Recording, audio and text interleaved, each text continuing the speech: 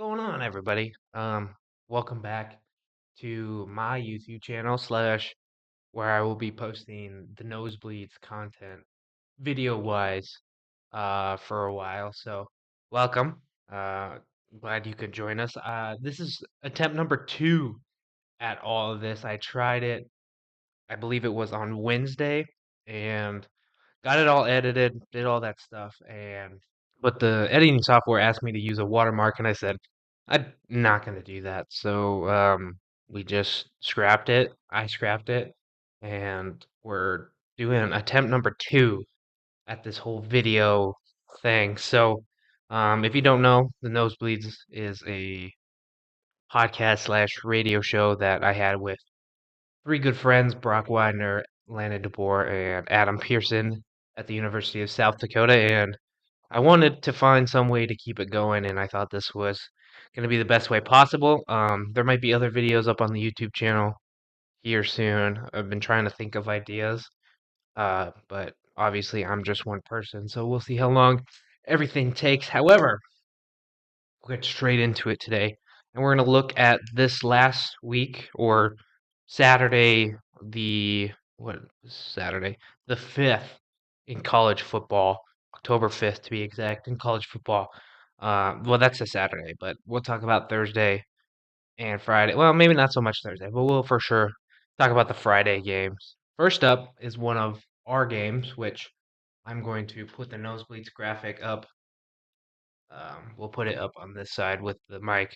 We'll put the nosebleeds graphic up here, and so you can see what games we picked and how bad we did or how good we did. I believe Adam and Landon probably did the best. Well, I guess I can look here. Okay, so yeah, Landon led this week to be exact by one game. So again, the graphic should be up.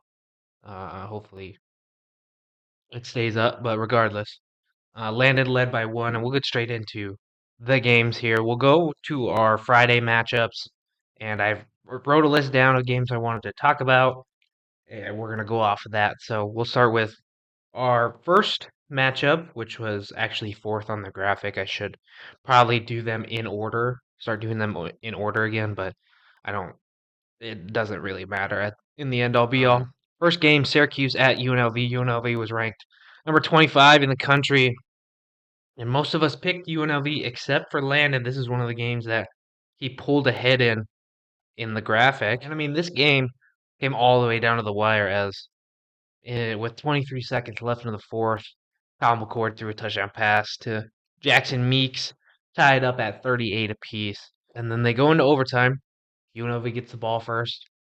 They're unable to score a touchdown, so they go for the field goal, get the field goal, and then the Orange are just able to run it straight up the gut, score a touchdown, and that's all she wrote in Las Vegas. So looking at it now, I believe Syracuse might be ranked coming up towards the end of this Sunday, and if the rankings come out before this video is uploaded, which they most likely will, or before I'm done recording, then I will talk about that as well. But or Syracuse gets it done, so look for them to be ranked, if not already ranked.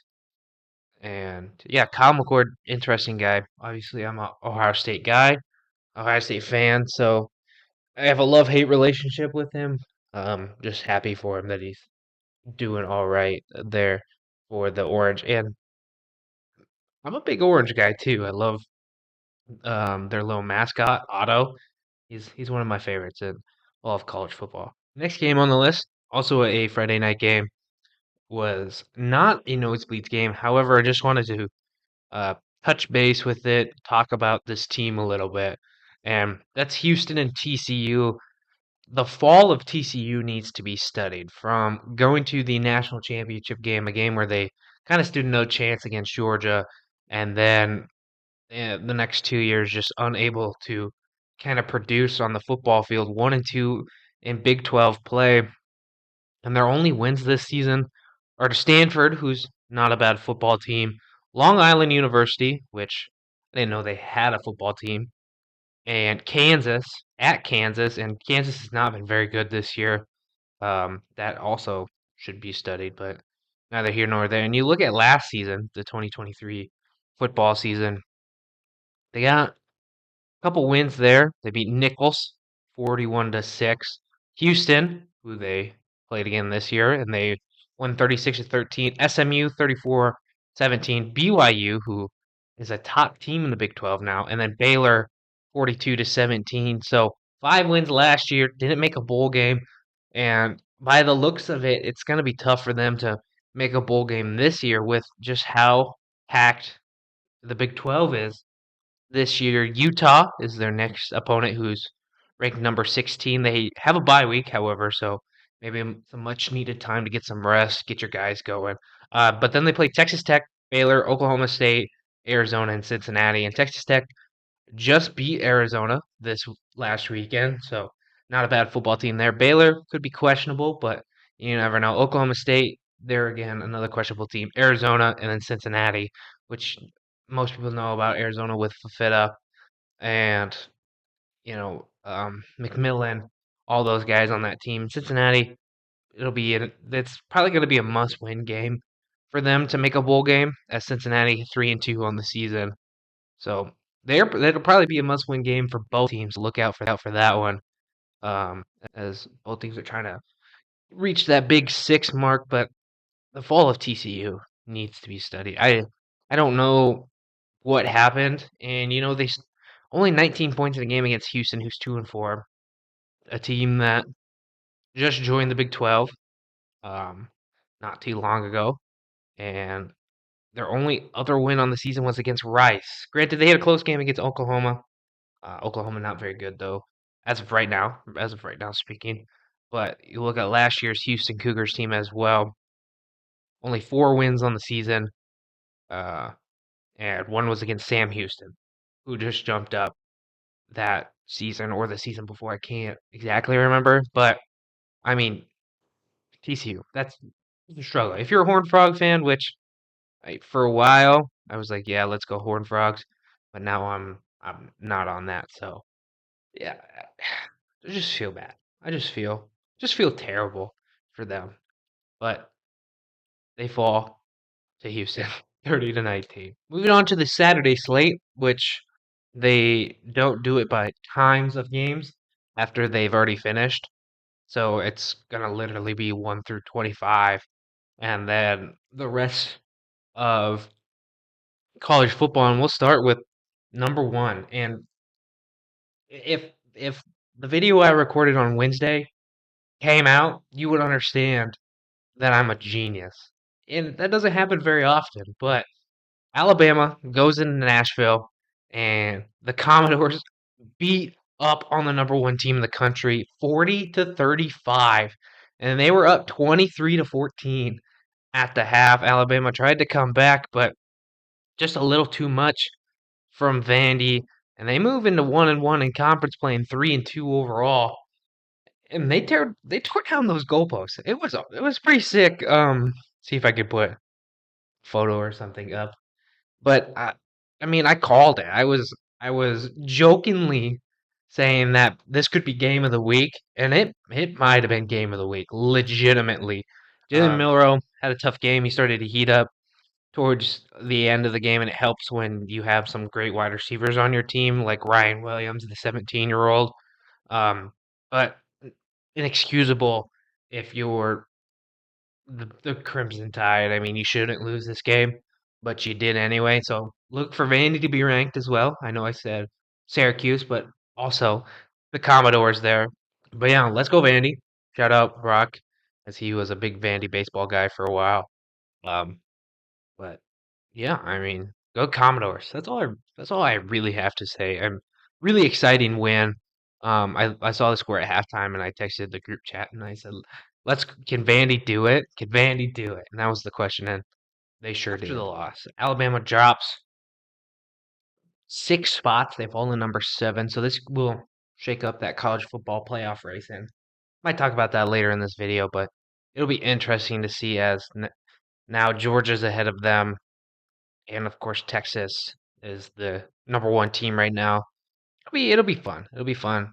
And I mean the rest of the the Big Ten is right behind them, so we'll talk about that in a little bit. But we'll move on to the next game here.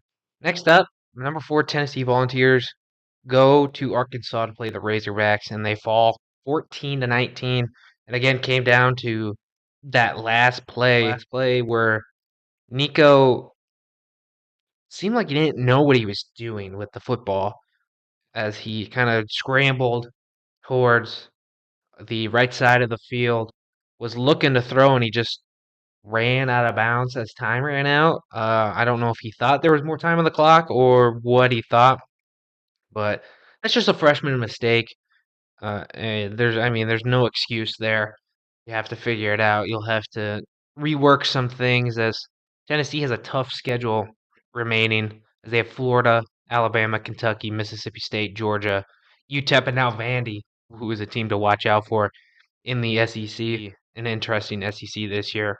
Tennessee drops 4 spots and they fall to number 8. Again, just tough scenes. You'll have to watch out for them in that one. Again, in that college football race there. Moving on to, again, one of our games for the Nosebleeds, and that was the Miami Hurricanes going to Cal to play the Golden Bears.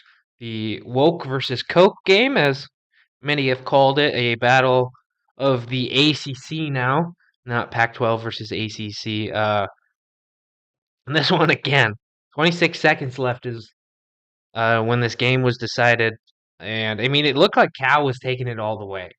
And it was very upsetting because, again, big Cam Ward guy, love Cam Ward, but they didn't look great. They didn't look great in the first half. Third quarter, again, didn't look good, but it wasn't until that fourth quarter where they really got things going and took this a 39-38 victory. They move up 2 spots in the standings thanks to Alabama and Tennessee dropping. So I think if those two teams didn't lose, they'd probably still be in that same 8 spot. But thankfully, two teams lose ahead of them, so they jump up, and they are now the number 6 team in the country. Moving on to a absolute blowout in the SEC, and I don't know if anybody really saw this one coming. Well, I think one of our guys did. Brock did, to be exact. Brock saw this coming as Mizzou went to Texas A&M at Kyle Field and just got demolished, 41-10. As Connor Wegman, 18 of 22, 276 passing yards, no touchdowns, but the defense of Texas A&M is really what stood out. As Will Lee the third, and his nickname is Blanket. Will the Blanket Lee the third had a great game covering one of Missouri's best players in Luther Burden. Yes, he still had 7 receptions for 82 yards, but no touchdowns. And I think that's the big key there. Brady Cook only threw 1 touchdown this game. And this one really surprised me. I thought Missouri was going to be a really tough team in the SEC, but now, like I mentioned, the SEC is getting a little spooky towards the top. Texas A&M undefeated in conference play, they're 3-0. Texas undefeated in conference play, 1-0. LSU undefeated. You got 3 undefeated teams, and then you have a bunch of teams that have 1 loss. And any of those teams can shake it up. Oklahoma's there, Alabama's there, Missouri's there, Tennessee's there, Ole Miss is there. Vanderbilt is also there. So this SEC could come down to the final games of the season where Alabama and teams like Georgia and Tennessee are all trying to beat up on each other, so they're going to be eliminated from the conference championship, and one of these other teams is going to sneak in there and have to play one of the top teams in the country, and they might be able to make some noise just how good the whole conference has been playing this year, or I guess you could say how bad the conference has been playing this year. So watch out for the SEC, and we'll talk about that later. Missouri falls huge in the AP Bowl as they drop to 21, and Texas A&M jumps up 10 as they go to 15. A rematch of last year's national championship between Michigan and Washington took place this last weekend, and it was an interesting one to say the least. Michigan played two different quarterbacks in this game. Alex Orji, I believe, played the first part, and then Jack Tuttle came in, and many are saying he should have been the starting quarterback this season, but that's here nor there. But it doesn't really matter in the end all be all, as the Huskies get their revenge on the defending national champions as they win 27-17 at their home stadium. Will Rogers, 21 of 31 passing, 2 touchdowns, 1 pick, and the run game for Michigan is usually what they build upon. And from what I was watching of it and what the commentators were saying during the game, the Washington defense just really held them down in regards to rushing. Donovan Edwards, 1495, 1 touchdown. He was able to get it going late in the game, but they really weren't able to get things going offensively. So that's something the rest of the Big Ten can look out for and try to build upon, just to see how Washington did it and say, hey, we can do it better, or this is what they did. Let's try to replicate that. And Michigan falls all the way down to number 24. They dropped 14 spots this week, and they have they got a couple of good games coming up here soon, as they got to play Illinois next week, another ranked football team, Michigan State, Oregon, Indiana, Northwestern, and then of course Ohio State versus Michigan. So they're gonna have to figure out their offense if they're gonna want to compete in the Big Ten this year with Oregon and Ohio State at the top, and even Penn State currently, who is number 4 in the country. We'll look at that a little bit later, but they're gonna have to figure some things out and try to get things going. I guess that's all I have to say. And congrats to Washington getting their rematch in the national championship. Another Big Ten matchup. Big Ten matchups everywhere this week that were huge games, and it was number 11 USC going into Minnesota, and Minnesota gets it done. 24-17. I believe they won on a last second touchdown as well. Yes, 56 seconds. They kick, or the Max Brosmer uh, ran it in, their quarterback. It was a kind of QB dive situation, a tush push situation, or as commentators calling it, row in the boat, as Minnesota does. But Minnesota moves to 3-3 on the season, 1-2 in conference play. USC in their first season in the Big Ten, 3-2 in conference play, or sorry, 3-2 overall, 1-2 in conference play. Miller Moss does not have a great game, 23 of 38, 200 yards, 1 touchdown, 1 pick, and they fall out of the top 25. They fall to number 26, so they go from 11 to 26. Huge drop off for them, and again, they're gonna have to figure some things out if they want to compete in this Big Ten this season. Going back to the SEC, number 12 Ole Miss, coming off of a loss, goes to South Carolina and whoops up on the Gamecocks, 27-3. Scored 24 points in the first half, as South Carolina only scored 3, and then in the second half, both teams only scored 3 points. So interesting there, but a great bounce back if you're Ole Miss. And this one, Adam and Landon both picked Ole Miss. Brock and I picked South Carolina. I did bad this week. I did really, really bad this week. But good bounce back for Ole Miss. And they jump up a lot of spots, actually, as they move up. Well, they move up 3 spots, and that helps when multiple teams drop double digits down. So they move up to number 9, as they're right behind Alabama and Ole Miss now in South Carolina, kind of digging themselves their own grave here in the SEC. Still 1-2 on the season. I'm sure they can still get back, only 1-2, but the rest of the schedule is tough. They play Alabama, they play Oklahoma, but they play Texas A&M, they play Vandy, they play Missouri, they play Wofford, and then they play at Clemson. So they're gonna want to stay in it. They'll probably have to win out, and those are some big games that they're gonna have to win out. Moving on to one of the most electric players in all of college football currently, as Utah State went on the road to Boise State, who's was currently ranked 21st, but they moved up a little bit after their win, 4 spots to be exact, to 17. So number 17 team in the country, the Boise State Broncos, and Ashton Jeanty. Oh man, I struggled with this last week too. Jeanty, I don't. Just watch out for Boise State. Ashton Jeanty. Just you might as well just give him the Heisman at this point, unless Travis Hunter does something absolutely ridiculous the rest of the season. Also, throw up the picture of Adam and Travis Hunter, just for fun, just for fun. I just want to put it up there. Uh, Funny stuff. Adam, love you. It was just funny. Going back on the Utah State Boise State game, Spencer Petras, of course, former Iowa quarterback, is the quarterback for Utah State. Didn't know that. Didn't know that. So there's a fun fact for you if you didn't know. Anyway, moving on to our next one. Wardrobe change. It's the next day, and I decided that we were going to continue this. We only got a couple more games, but we'll jump straight into them. Um, Going to the ACC as Louisville hosted SMU, and the Mustangs got a 34-27 victory there.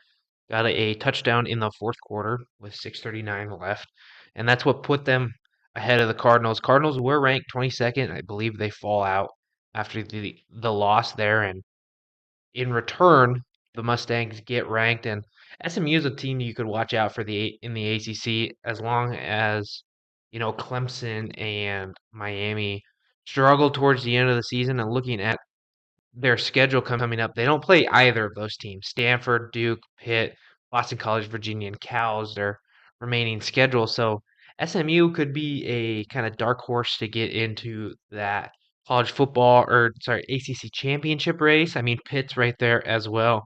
And you look at Clemson and Miami.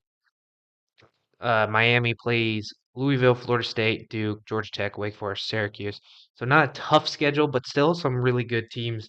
Duke, really good team. Syracuse, also a really good team. And I mean, Louisville was just ranked the week before. So what?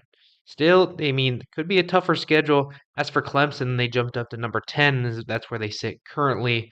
Their schedule about the same here. Wake Forest this week, Virginia, Louisville, Virginia Tech, Pitt, the Citadel, and then South Carolina. So I think Clemson's got a tougher schedule, but I don't know if they'll lose a game the remainder of the season. And that's how I feel about Miami as well. But a team could always swoop in and surprise somebody. I mean, Miami struggled against Cal.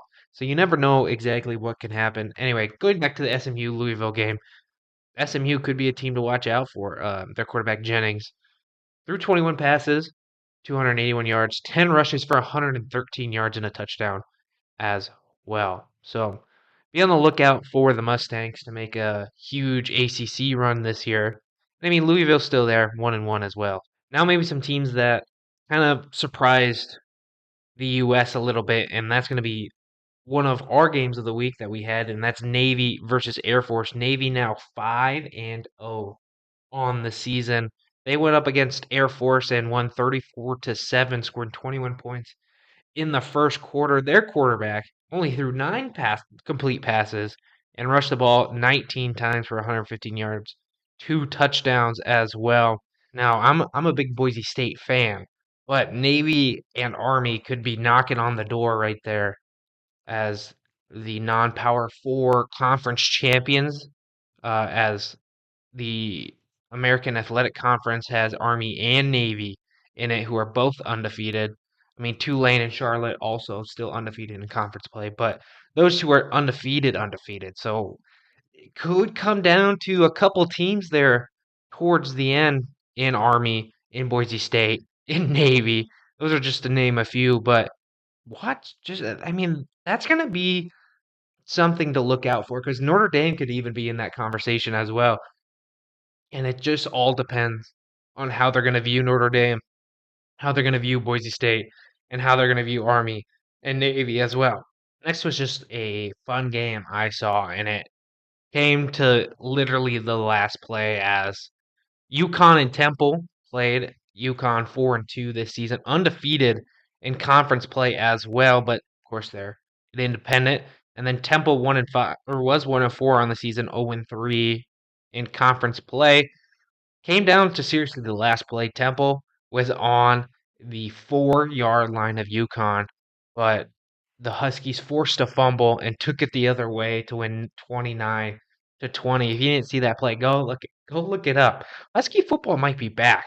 I don't don't believe what I just said, but take it with a grain of salt. They do have, of course, they play in the independent league, but they still play some teams here and there. Start of the season against Maryland, huge loss. And then Duke, and then they play Wake Forest, Rice, Georgia State, UAB, Syracuse, and Massachusetts. So a couple of teams still in there. Syracuse, good team. Wake Forest, an ACC team. And it'll be interesting to see how the Huskies do the rest of the season. See if they can go dancing in bowl games, as they are 2 games away from that for our last game, where the color technically now is North Dakota versus North Dakota State. This was our last game uh, of the 8 we chose, and Brock, I'm very sorry as you chose North Dakota, as the Bison kind of stomped all over the Fighting Hawks, winning 41-17. And it shows the levels here. Obviously, we know the Missouri Valley very well, as all 4 of us went to South Dakota. But North Dakota State and South Dakota State are kind of those 2 teams that are like, okay, you have to figure out a certain way to beat them, and North Dakota could not get it done, being the quote unquote little brother of the North Dakotas there. I mean, it wasn't even close.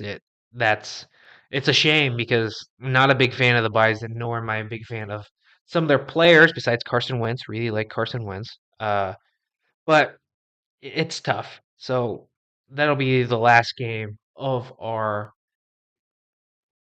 graphic, and yeah, I mean that just says it here. I'll put the graphic up one more time just so you can see how everybody did in the games I've talked about today slash yesterday, as this is a 2-day recording.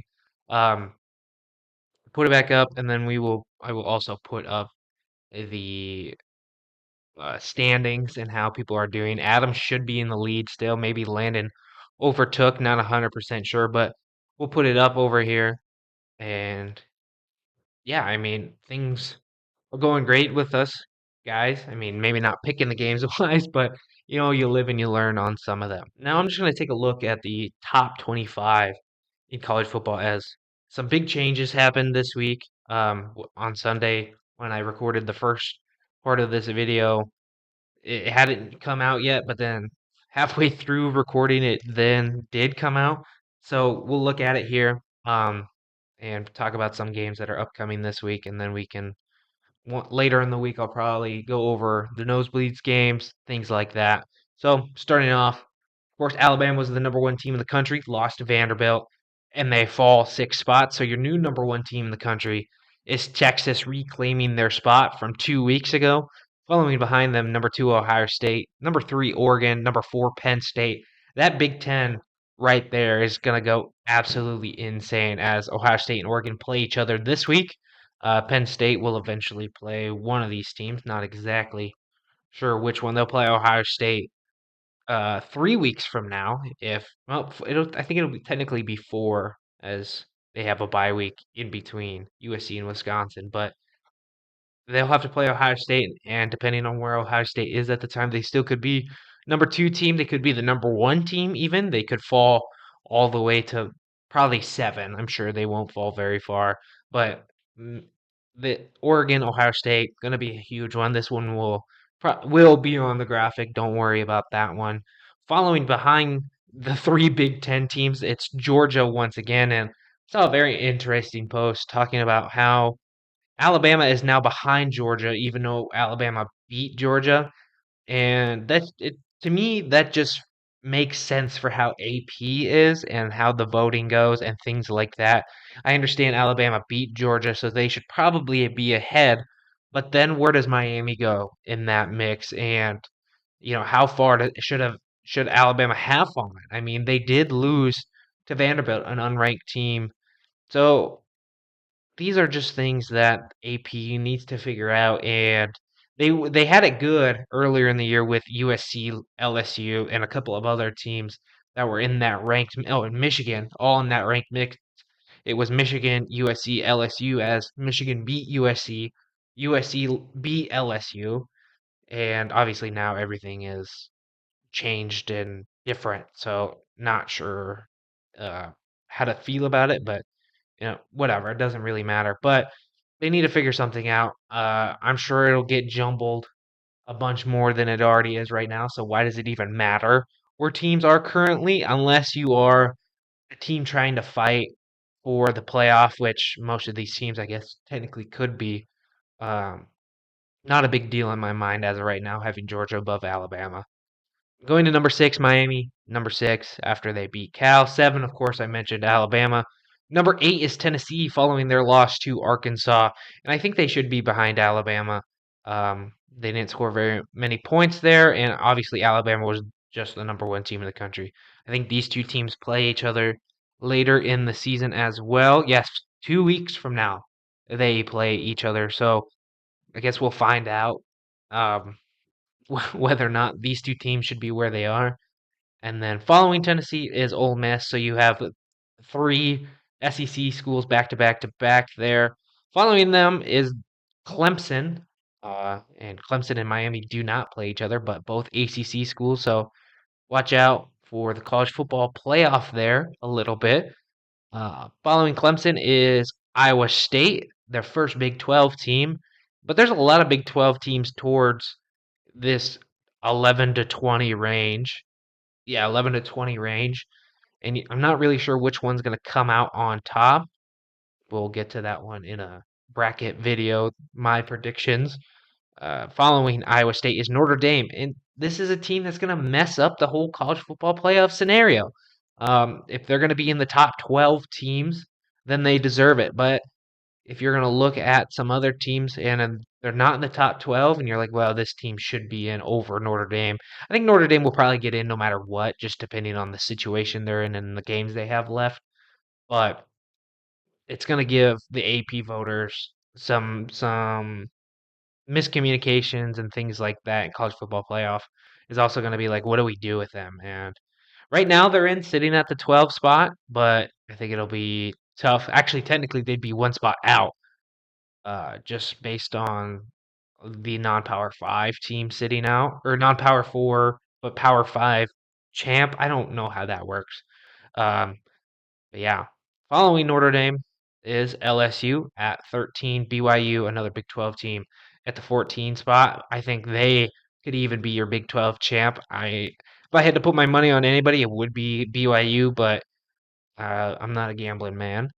Following them is Texas A&M, a huge jump, 10 spots after beating Missouri, and they moved to 15. Utah, Boise State at 17, which I think is criminally underrated, but they're 4-1. They haven't technically played anybody, and playing in the Mountain West, you don't really have these top dog teams.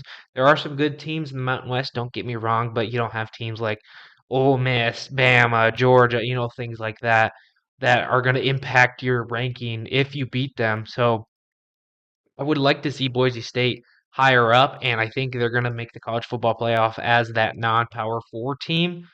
But I think they're going to be shaken up with Notre Dame still. I think Notre Dame is going to cause people some problems. Now, maybe the most surprising team is number 18, Indiana. Technically tied for 18. I don't know why there's so many ties this week. But Indiana, 6-0 currently. They're one of the first teams to go bowling, as them and Miami are 6-0. Congrats to them. I know Rourke is in that Heisman conversation, but we all know who it should be as of right now. As of right now, following Indiana is Oklahoma, Kansas State tied for that 18th spot. Then one of the biggest droppers this week, Missouri at 21, as they fall 12 spot. Pitt gets ranked after not being ranked. They're at 22. Illinois 4-1 on the season, 23. Michigan dropped 14 spots and they are at the number 24 position as they lost to Washington. And last but not least, number 25, SMU, who's not ranked last week, dropping out of the top 25, USC, Louisville, and UNLV. So it'll be interesting. That college football race coming up. It's coming. We still have a while, as there's technically there's like 13 weeks. College football 15. But things will get spicy towards the end of the season. But with that, that's going to be the end of this video slash podcast. Hopefully, I'm able to get this up and working this time, as I struggled using the editing software last time, and I'm just crossing my fingers that it works.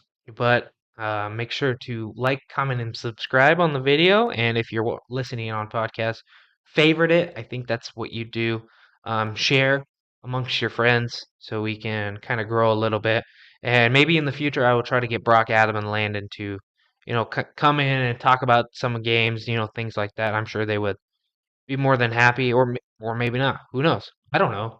Um, but with that, my name is Matavin Carncross, and as our good friend Braden Butler used to say, be good people, and we're out.